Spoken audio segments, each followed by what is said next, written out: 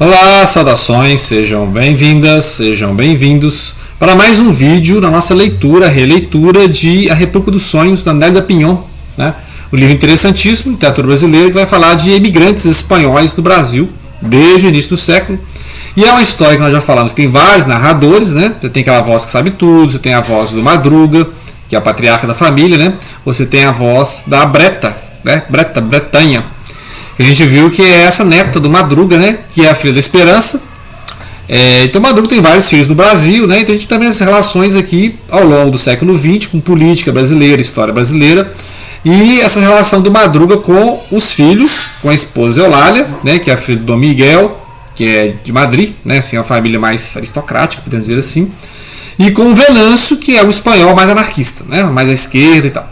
E as relações com o filho. Então vai ter o filho Miguel, né, e Bento, que são os filhos assim, mais empresários, né, homens de negócios, que seguem a carreira do Madruga. E você tem os outros filhos, né?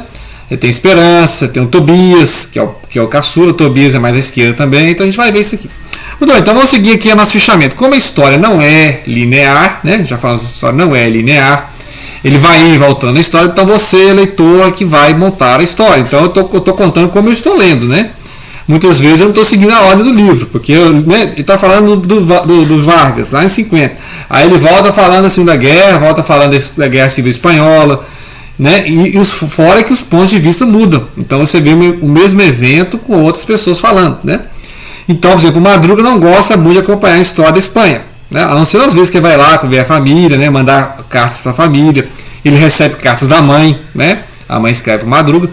E ele interessa muito o Venâncio. Não, o Venâncio está ali todo dia lendo jornal, está acompanhando as notícias, né? Assim como não era Vargas. Então aí a Guerra Civil Espanhola já é mostrada pela ótica do Venâncio.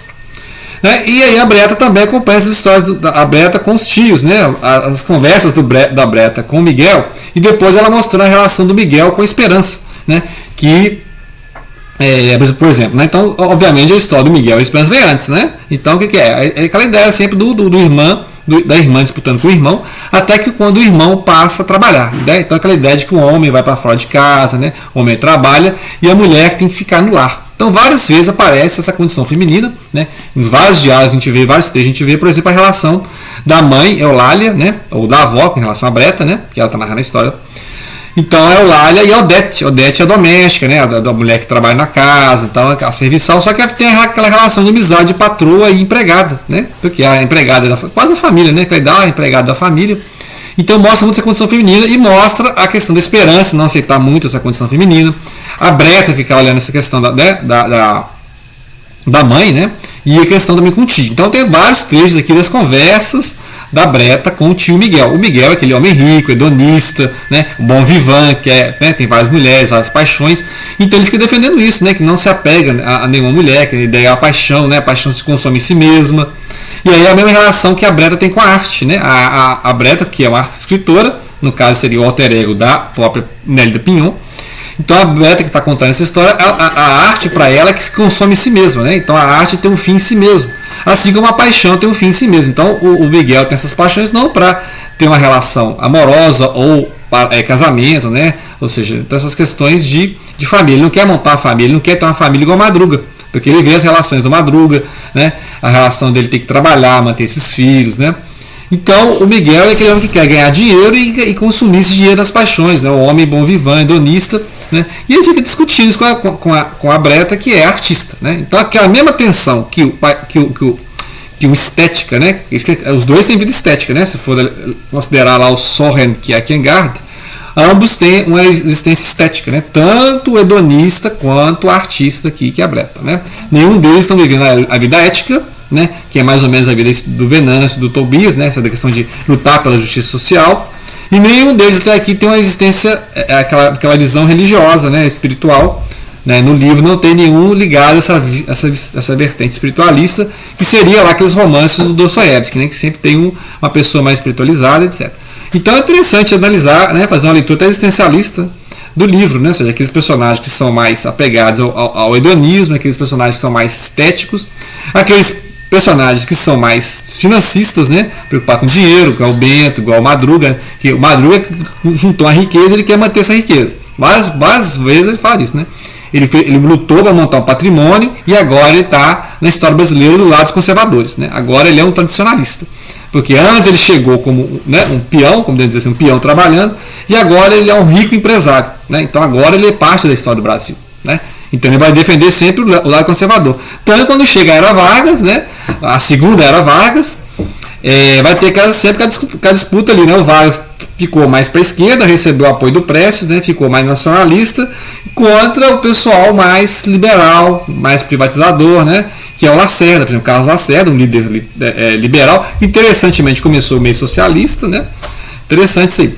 Mas aí o Lacerda vai fazer toda aquela campanha contra o Getúlio Vargas, né, e o Getúlio Vargas vai receber da família, né, continuando aqui no livro, a família vai ter ali, então, o Venâncio e o Tobias defendendo o Vargas, né? Lembrando que o Tobias já está na liderança mais estudantil, né? Tanto que o Madruga tem medo de que tenha problemas na família, porque ele, imagina, o Tobias se envolvendo em questões estudantis, vai atrapalhar os negócios dele, que é um homem, né? Um homem de negócio, tradicionalista, seu filho comunista, né?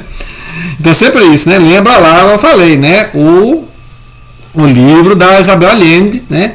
Da Casa dos Espíritos, que sempre tem lá a família tradicional com filho comunista, né, a Ovelha Negra. Então o Tobias, a Ovelha Negra, vai ficar do lado do Vargas junto com o Venâncio, né, amigo da família. E contra o Vargas vai ficar basicamente o Madruga e o Miguel, né? O Miguel, eles são. Então essas relações familiares são complexas, né? E sempre estão envolvidos com alguma coisa ideológica, uma questão também de posição política. Então ela coloca justamente isso, que lembra o Dostoiévski justamente, né? As várias vozes estão dialogando, né? Cada um defende a posição, né? E essas questões afetivas, né? As questões afetivas. A questão, por exemplo, da esperança com o irmão Miguel e da neta, né? Do Madruga, que é a Breta em relação ao avô, né? Então tem essas questões. Então tem metalinguagem, porque, por exemplo, quando a Breta fala que escreve, o Miguel fala que ela escreve, então tem metalinguagem, tem personagem falando de literatura dentro de uma literatura, né? Metalinguagem é quando alguém dentro do livro fala de livros, né? Quando alguém dentro do livro está te lembrando que se trata de uma redação literária, porque é a Breta que vai narrar várias coisas da família, né? Então é ela, igual lá no caso dos Espíritos da Allende, né? É a mesma coisa, vai ter a neta lá que vai conversar com o avô e vai saber muita coisa do avô contando, né? Vai resgatar essa história, né? Então, muito bem. Então a gente vai ter essas diferenças, né? A gente vai ter então Madruga recebendo cartas da Espanha, sabendo a história da Espanha, e ele também viaja para lá com a Breta, né? Então tem vários momentos aqui que eles viajam para a Espanha. E outra coisa, tem um momento também que a Eulália, depois de ter uns 2 filhos, ele resolve visitar o pai do Miguel, né? Então vai ter toda a parte de narração aqui né? Quando surge a Eulália, geralmente tem a Odete do lado, porque a Odete, né, ali é a primeira pessoa com que ela pode contar, né, que está ali sempre ajudando nas tarefas domésticas, e aí ela vai narrar, então depois a gente vai saber como é que foi a viagem dela ao Dom Miguel lá em Madrid, lá na Espanha, né, que aí o Madruga vai levar a família toda, e o Dom Miguel, aquele cara hospitaleiro, cara assim, né, que gosta de receber a família, o cara tradicionalista, né, parece que não perdeu os bens durante a Guerra Civil, porque eles vão chegar lá e vai estar, né? Então, eu não entendi essa parte aqui, porque durante a República teve alguma questão ali com os monarquistas foram contra a República, teve a Guerra Civil Espanhola, né? Essas partes assim, muito históricas só são situadas na voz dos personagens, das personagens, né? Ela não adentra muito a questão do que aconteceu na família com a Guerra Civil, né? Talvez eu tenho que ler mais aqui, que eu não lembro esses detalhes, né? Mas essas partes históricas não são descritas minuciosamente como um livro de história. Então, ou seja, é um romance histórico, mas pero no mucho, né? Ou seja, é só quando interessa ao andamento psíquico, cultural dos diálogos dos personagens, né? Então, muita coisa que você sabe da história aqui, você já tem que saber de antemão, né? Ou seja, as entrelinhas aqui você tem que preencher com o seu conhecimento de história. Né? Então não vai parar para descrever, Guerra Civil, não. Eles vão fazer menções, falar, teve isso aí realmente. Segunda Guerra Mundial, vai fazer menção também, né? Então ela espera que você já tenha o conhecimento prévio do que foi Guerra Civil Espanhola, Segunda Guerra Mundial, governo Vargas, né? Então essas lacunas aqui a gente tem que ir lá na Wikipédia e pegar as informações. Quem é Carlos Lacerda? Você tem que saber quem é o Carlos Lacerda, porque ela não vai ficar explicando quem é, não, entendeu? Só vai falar lá, né? Então é isso interessante, né? Então, o que vai acontecer? Então, as relações da da Breta com o tio Miguel, as relações da Esperança com o irmão Miguel, as relações da Eulália com a Odete, que é empregada, né? Eulália reencontrando o pai na Espanha.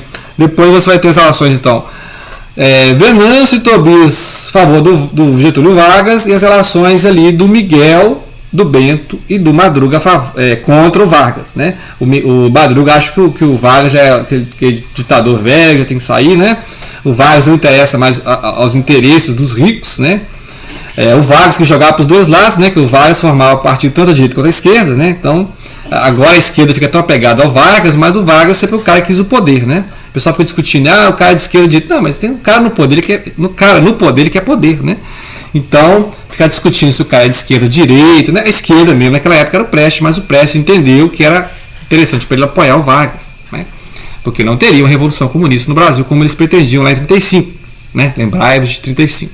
Então, dessas relações que, repontuando, né? São importantes na história, porque são importantes na história do livro, ou seja, no enredo, né? Quando a história é mencionada para entender a relação dos personagens, né? Não é uma aula de história. Aí, muito bem, aí vai essas discussões, então, entre, né, na família contra e a favor do Vargas, vão ter um ápice, né, lá nas páginas 310, 311 nessa edição, em que vai se revelar a morte do Vargas, né? Então a morte do Vargas vai ser esse grande momento de comoção, né? Basta estudar a grande comoção que teve, porque grandes forças se uniram contra ele e escreveu a carta, né, da carta testamento do Vargas. Então, pontua ali agosto de 54, várias obras falam desse, né? O agosto do... Olha o branco chegando aqui, já vi que deu um branco, mas eu vou deixar o link aí, o Rubem Fonseca. Rubem Fonseca escreveu agosto, que vai mostrar justamente os preâmbulos da morte do Vargas, né? Então, o Vargas entrou para a história, né? O Vargas entrou para a história. E aí vai ter toda aquela comoção, né? O velório do Vargas, né? Os funerais, a comoção popular. E aí atrasou o golpe em 10 anos, né? Golpe que a gente vai ver agora a continuação do livro, que já foi abordado aqui, em que a Breta vai falar do golpe de 64. Que golpe de 64? O golpe civil-militar, né? Lá em 64, mas aí não foi.